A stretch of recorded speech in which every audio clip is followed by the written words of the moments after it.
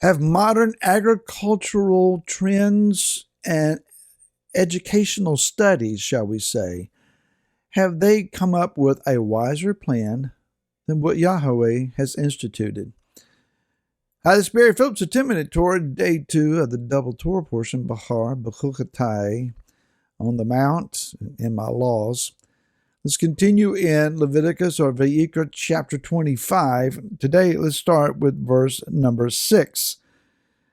And the Shabbat of the land shall be to you for food for you and your servant, and for your female servant, and your hired servant, and for the settler who sojourns with you, and for your livestock and the beasts that are in your land, and all its crops are for food. You shall count 7 Shabbats of years for yourselves, 7 times 7 years. And the time of the 7 Shabbats of years shall be to you 49 years. You shall sound a shofar sound on the 10th day of the 7th new moon, on Yom HaKippurim. Cause a shofar to sound throughout all your land, and you shall set the 50th year apart, and proclaim release throughout all the land to all of its inhabitants. It is a Yovel, what we've traditionally called the Jubilee. A Yovel for you, and each of you shall return to his possession, and each of you return to his clan. The 50th year is a Yovel to you. Do not sow, nor reap what grows of its own, nor gather from its unpruned vine.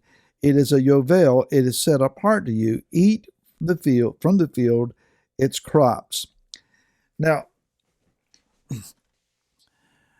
years and years and years ago, I won't tell you exactly how many years or decades ago that was, but when in grade school, I learned a few things that were taught about agriculture and modern ways of planting, sowing, and reaping, etc. And it was just a very light, general touch on things. Nothing real deep here, of course.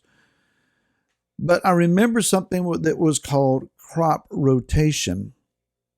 And the idea was that you would not plant the same crop in the same piece of ground every year, year after year, lest you drain that particular piece of ground of all of its minerals and nutrients, and the crops began to fail. And so you rotated crops from one place to the other, and included with that was the idea that there were sections of land that you let them rest for a year to be rejuvenated so that they would remain fertile for the years to come.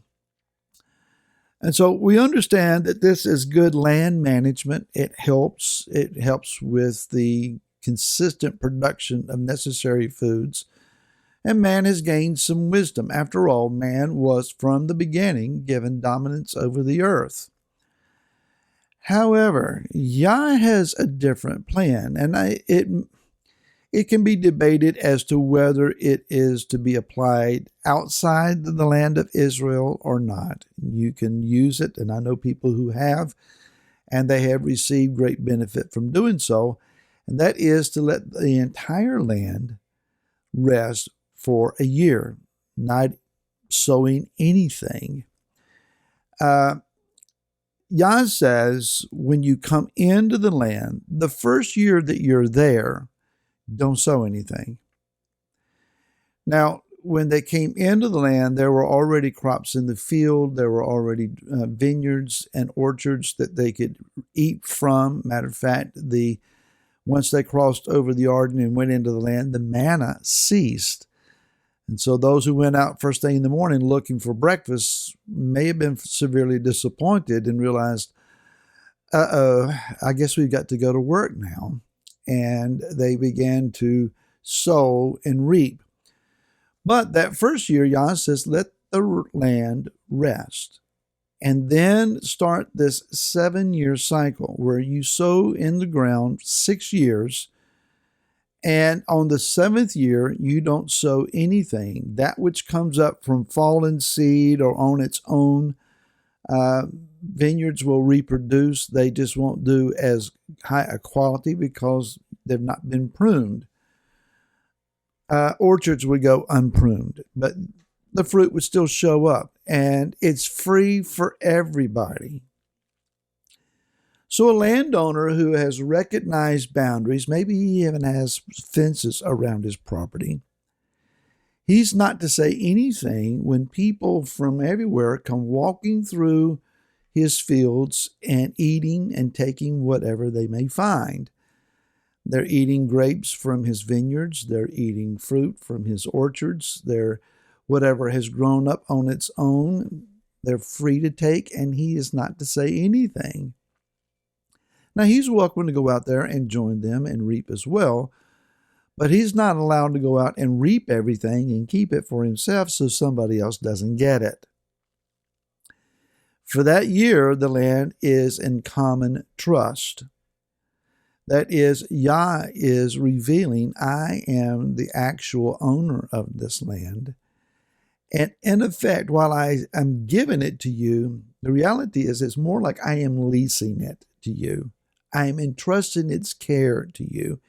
And you're free to enjoy its abundance, its fruitfulness, and the monetary value of the land. But never forget, the land comes from me. And I'm the one who gives the sun and the rain in their season. I'm the one who causes this particular land to be fruit-bearing above all land in the earth. I chose it especially for you. It says then that you are to count 7 of these Shabbat years. And Yah makes a promise. He says, I'm going to cause the 6th year to be a bumper crop. It's going to be so abundant that it will carry you for several years until you can put new seed in the ground and it come up. And you will have to clear out the old food in order to make room for the new food.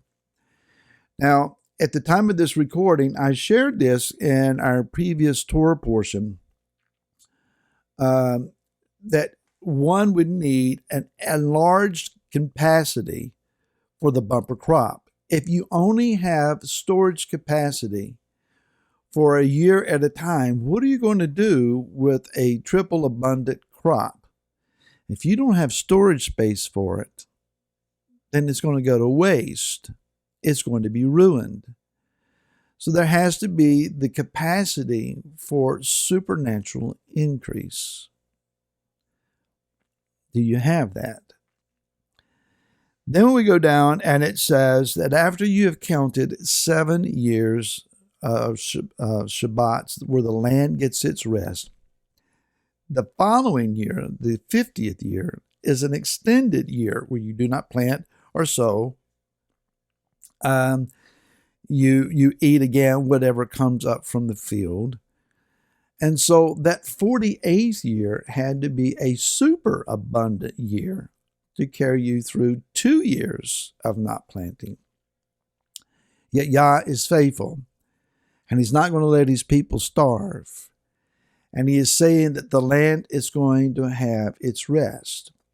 Matter of fact, later on in the prophets, you will read about how that Yah took Israel out into exile, Judah into exile for 70 years because they had failed for those number of years to give the land its Shemitah cycle, its years of rest.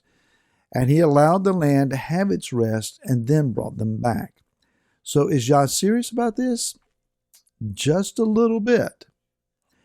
So one might say, wouldn't it be better for land management resources, as they've taught us, just let 1/7 of the fields lay barren, for, a year at a time, and there would be 6/7 of our fields planted on a continual basis. Therefore, we'll always have food. Just divide up the portion that is to be rested and rotate that.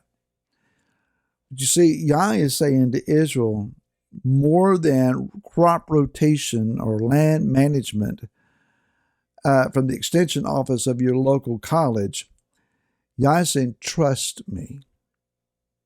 I want you to come to a place where you will trust me for supernatural provision. And it could be that Yah is saying that to someone this morning, today. Trust me for supernatural provision. Watch me, trust me, obey me, and watch what I do. I hope to see you again tomorrow. So then, shalom.